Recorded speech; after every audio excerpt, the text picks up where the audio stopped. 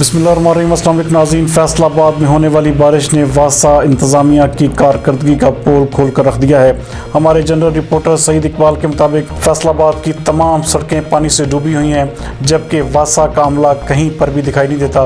नाज़रीन, इस वीडियो में नज़र आने वाला PHA का दफ्तर और सिटी टर्मिनल का एरिया मुकम्मल तौर पर पानी में डूबा हुआ है। इस हवाले से शहरियों ने मुतालबा किया है कि वासा फौरी तौर पर निकासी आपके लिए इंतजाम करे और शहरियों को इस कोफत से निजात दिलाई जाए।